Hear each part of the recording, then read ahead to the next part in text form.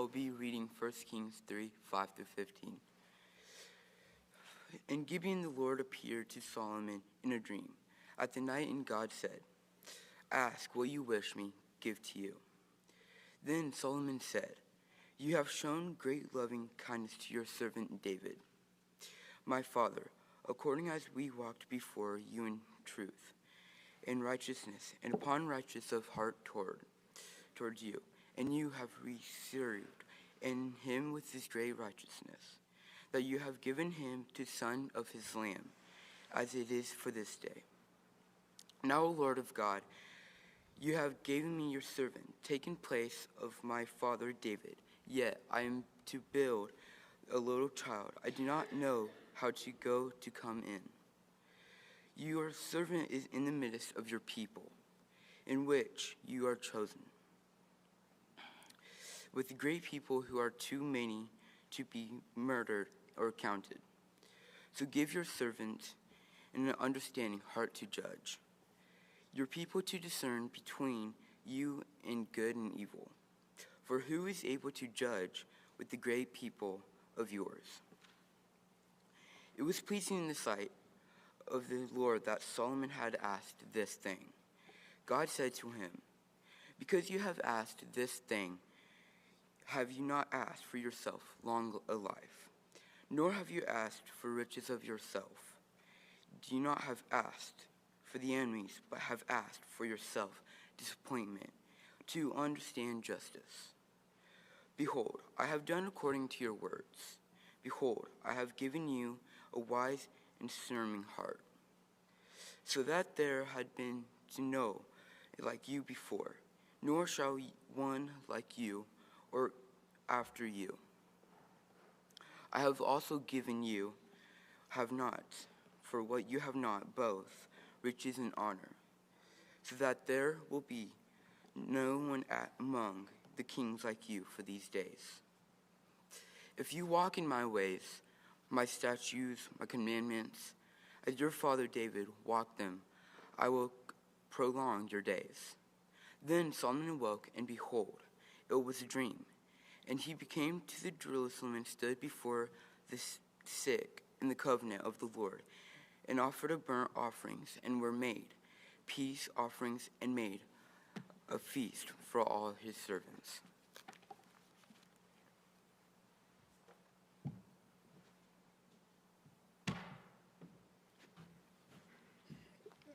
So today we're going to look at Solomon and his life, and there's always one of the stories that we think about the most is, his discernment for wisdom, and but also it's a life that is both full of great wisdom, treasure, and wealth, and accomplishment, but also great tragedy. Solomon was the son of David and Bathsheba. His life began with great purpose, setting out to build the temple in Jerusalem and the wall and his palace. But as that wealth grew and that wisdom became such a part of his life, and that wealth, so did also the number of his wives, which then led to the idolatry and the falling away that occurred. So there's a lot of lessons that we can take from this period, both in his life and with his family, of how that transitioned from his early years to as it followed.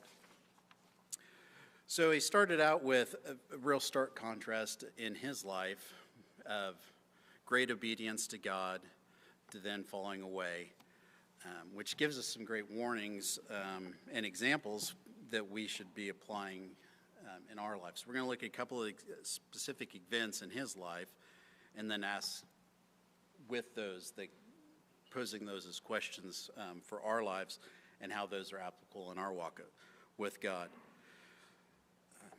So Solomon was instructed by his father David, and there in 1 Kings 2:3, it tells us that,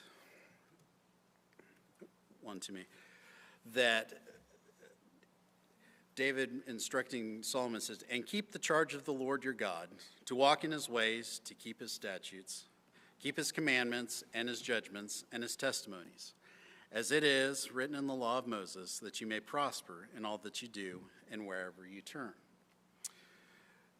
So one of the questions that this starts to propose to us is that one is do we first accept the counsel of those that are wiser than us and look to the Lord for those answers? And do we take interest in people that have this wisdom, that are looking out for our interests, especially in our spiritual well-being, so that they're helping us to stay within those paths? So David worked in Solomon's youth, to instruct Solomon on how to be pleasing in the sight of the Lord, which should be one of the most important endeavors that we and any person should undertake, both in reaching out to others and to ourselves. And this is first brought up in Solomon's acknowledgement that he didn't have all the knowledge. And there, what we just read specifically in verse 7 of chapter 3, where Solomon, when asked by God what does he desire, what does he wish for, in his humility and understanding of what he had begun to learn, was that, and he's specifically saying, "Now, Lord my God, you have made your servant king instead of my father, but I'm still just a little child, and I do not know." And he recognizing that he needs knowledge, he needs discernments, that's his first shortcoming, and he is asking for that knowledge. So do we ourselves reflect upon ourselves and accept and recognize our own shortcomings, or where we lack in knowledge and where we lack in faith? Do we pray for that strength? Are we praying for strength? Are we praying for courage and wisdom? Praying for that guidance to lead our families, to live in that accordance with God's will. Solomon knew enough that he was able to discern and ask for this, that's what he needed to ask from God. And he didn't try to ask for a longer life, ask for the riches, ask for good health, more things, but he earnestly asked, and for that discernment and for that ability to have a heart for wisdom and justice. And as he asked God for that wisdom and understanding, it found pleasure in God, and he rewarded him, in essence, for that commitment to have the acknowledgments that he wished for that understanding heart, instead of asking for those physical things, and was thus rewarded with those blessings in the physical sense because of his initial desire for wisdom and understanding. And so in a few verses later in 9, therefore I will give to your servant an understanding heart for your people, that I may. And so he asked, so this is where he's asking for his specific request. Therefore give to your servant an understanding heart to judge your people, that I may discern both good and evil, and for who is able to judge this great people of yours. And again, he asks it in essentially about the same manner again, and it's recorded again in 2 Chronicles, is repeated as well. And that's one of the,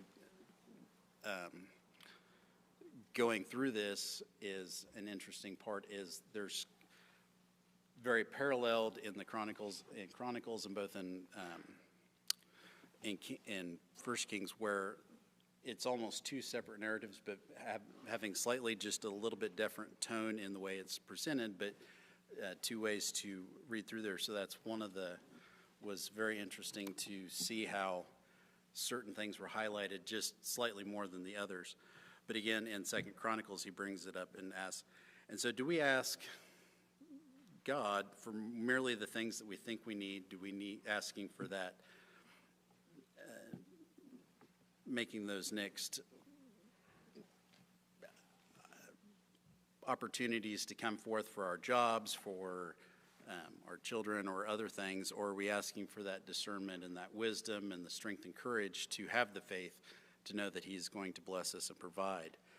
And with Solomon's focus on pleasing God and doing this and having that proper perspective to be able to lead God's people as their king, God blessed him beyond what he requested. And because of that request and that blessings that God did provide upon him, the people of Israel recognized Solomon's attitude and his obedience that he had for God in the way that he lived and the way that he led. And further down in chapter 3, in 28, it says that all of Israel heard of the judgment which the king had rendered. And this is talking about the story that we all know about the two women that come in with one baby. The other one had passed in the night, and I'm going to divide one, and the true mother says, no, spare it. And that story goes throughout the kingdom, and everyone begins to know the wisdom and the understanding that he has. And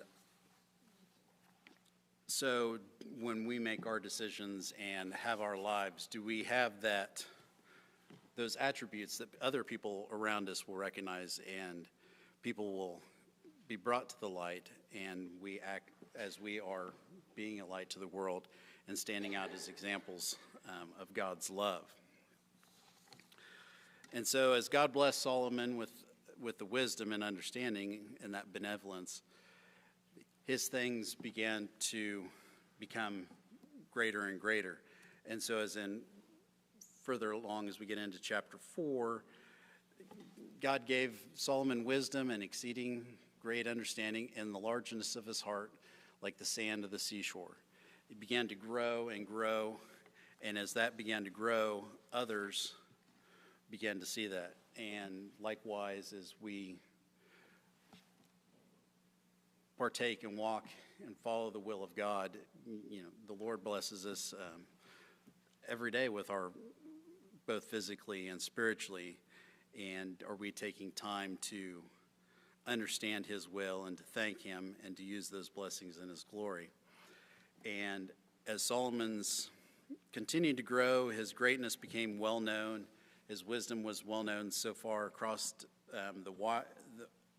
far and wide across the world, the known world at that time, that he gives two examples of that in chapter 4. In 1 Kings 30 through 34, Solomon's wisdom was excelled the wisdom of all men of the East, and excelled above all the men of the East and of the wisdom of the Egypt. For he was wiser than all men, than Nathan the Ezrahite, and Heman, Chalcol, and Darda, the sons of Mal, and his fame was in all surrounding nations. He spoke 3,000 proverbs, and his songs were 1,005. Also he spoke of trees, from the cedar tree of Lebanon, even to the hyssop that springs out of the wall. He spoke also of animals, of birds, of creeping things, and of fish, and of men of all nations, and men of all nations from all kings of the earth who had heard of his wisdom came to hear the wisdom of Solomon. So more and more people came to listen, take part in his wisdom and be part of the learning and understanding that he had. And as read on further, even Queen Sheba traveled up to test Solomon, because this rumor and story of his great wisdom had traveled throughout the world, that people began to come and see and judge for themselves of his wisdom and his prosperity. And so this is accounted in chapter 10. So now when the Queen of Sheba heard of the fame of Solomon concerning the name of the Lord, she came to test him with hard questions. She came to Jerusalem with a great retinue, with camels that bore spices, gold, and precious stones. And when she came to Solomon, she spoke with him about all things that were on her heart. So Solomon answered all her questions. There was nothing too difficult for the king that he could not explain it to her. And when the Queen of Sheba had seen all the wisdom of Solomon, the house that he had built, the food on his table, the seating of his servants, and the service of his waiters and their apparel, his cupbearers, and his entry by which he went up to the house of the Lord. There was no more spirit in her. Then she said to the king, "It was a true report which I heard in my own land about your words and your wisdom. However, I did not believe the words until I came and saw with my own eyes, and indeed the half was not told of me. Your wisdom and prosperity exceed the fame which I have heard. Happy are your men, and happy are these your servants, who stand continually before you and hear your wisdom. Blessed be the Lord your God. Blessed be the Lord your God, who delighted in you, setting you on the throne of Israel. Because the Lord has loved Israel forever, therefore he made you king, to do justice and righteousness." So likewise, as he grew in his wisdom and presence in both the Lord and throughout the world grew, we also need to be cognizant as, have we been growing? Are we growing to a point where we can teach, where we can instruct, where we can be examples and advise others on how we as Christians are to live and to serve him? Are we an example that can be seen? Are we able to provide that leadership, that guidance, and that example that people will seek us out because they see something different, where they're looking for that guidance to understand where these things have come from and how we are who we are. And so, and as it continues during that first part of his reign, Solomon instructed and oversaw the building of the temple. In 1 Kings chapter 5 through almost all the way through chapter 6, and then again in Chronicles 2, chapter 2, and in chapter 5, 2 Chronicles chapter 2, and in 5, the text indicates and goes into great detail the construction of the temple and the superior techniques that they were using, where they were honing the stones in the quarry and not bringing them in and recutting them there in the temple area, so that there was no sound of hammers and chisels, and the ornate overlaying of gold, and no expense was too great, and the materials being brought from everywhere, and the cedars and the construction techniques that were provided. And so as we think about that aspect of what he contributed, both in his knowledge to build the temple, but also not sparing any expense, that are we giving to the Lord the best of our abilities, of the best that we have, that he has provided us with? Are we returning that to him, thanking him for that, providing that, and returning him to him? So what do we, each day, do we give back to the Lord in the form of our time, our effort, our money, our abilities, and how are we returning that and showing that appreciation and gratitude and humility for our blessings and that he provides? But despite all of these blessings and the warnings that are recorded in multiple locations, even there at the end of the reading that Cooper had in verse 14 of Kings, in chapter 3 there, that verse 14, where he says, "So if you walk in my ways to keep my statutes and my commandments as your father did, I will lengthen your days." And further on in and in 11 specifically, where it's talking about the taking of the wives, which is warned through multiple times, something that he would have been well aware in his upbringing and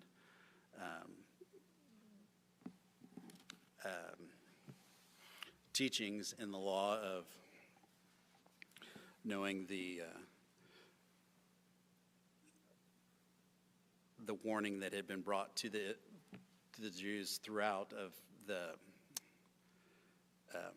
idolatry, there's the word, that came with the intermixing and marrying with the foreigners that they were set to conquer.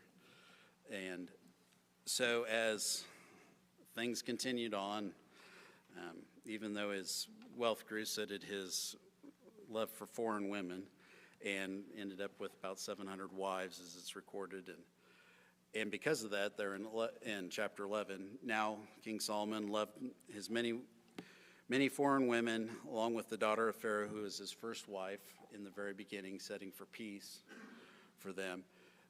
Married the Moabites, the Ammonites, Edomites, Sidonians, and Hittite women from the nations concerning which the Lord had said to the people of Israel, "You shall not enter into marriage with them, neither shall they with you, for surely they will turn away your heart after their gods."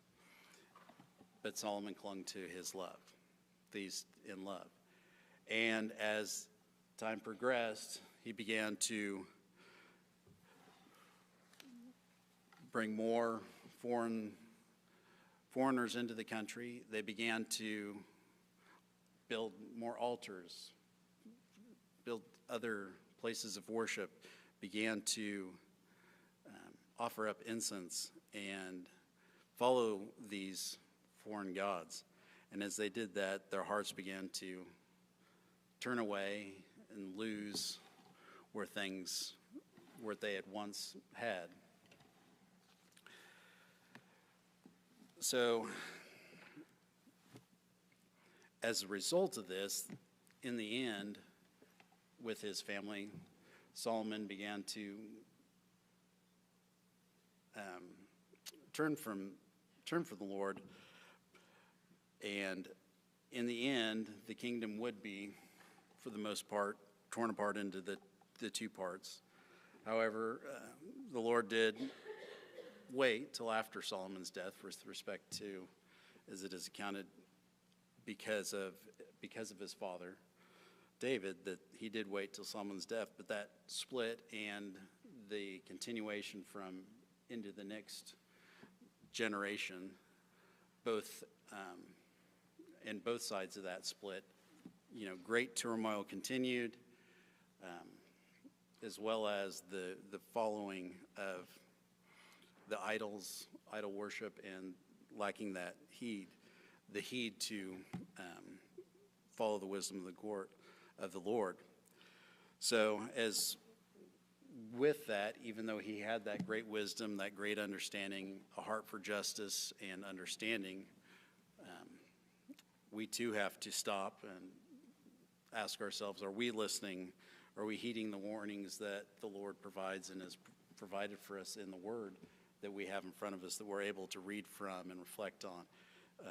Are we taking those warnings from those that we have sought counsel from, those that are not peers in the sense of our worldly peers, but our peers within our brothers and sisters in Christ? Are we taking their advice and listening to them and seeking counsel? And do we believe that God knows what's best for us, even when we might not, and realizing that even with just like Solomon, even with his great wisdom, still was not able to overcome those earthly desires and the vanity and loss of humility? And are we able to realize and reflect and see those impacts that our sins can have, and how they can both impact our lives and those around us, and our family? And that's in his family, in Solomon's family, it continued on. It continued through the nation. It was not just his act, even though his single actions then began to compound and impacted everyone. And so in conclusion, we have Solomon's life. It's a great example both of the great wisdom and the blessings the Lord provides, and a way for us both how to exercise ourselves in the Lord, and also examples of how not to partake in our lives and be caught up in things. Solomon was bound virtually by nothing on earth. I mean, he was provided everything. One of the interesting things with that in the reading is his annual tribute seemed to be kind of one of those things that stood out, that it is recorded as kind of his base tax income was 666 talents of gold. It's kind of almost as if you're reading through there and you see that number that arises throughout the text sometimes is things to be cautioned of, both in some of the various prophecies when it's giving account of various numbers. But even with all the riches that he had, all the wisdom, considered to be the wisest man that ever has or ever will live, he still fell away from God. He was caught up by the influence of the worldly desires and influences, the vanity, losing humility. And so even as great as he was and everything that he had, and beginning his life with great examples and teaching and having people around him, he still fell away. And just as we can all be susceptible to this fate when we're allured away by the earthly things, the physical things, people around us that may not have our spiritual best interest in mind, that's part of the world, is everybody's not can be bound by these physical desires that kind of self-serving. So as we reflect through Solomon, thinking about how much he had available to him, he still needed the Lord in order to be successful. And so as we leave here today and continue on, we need to always be mindful of asking the Lord for that wisdom, that discernment, and reflecting in his warnings and taking heed to the word that he has, and be mindful in prayer, asking for that wisdom and the courage and blessings. And if there's anybody today that is needing the prayers of the church or has anything that they are needing, this time during our song, you may come forward. Thank you.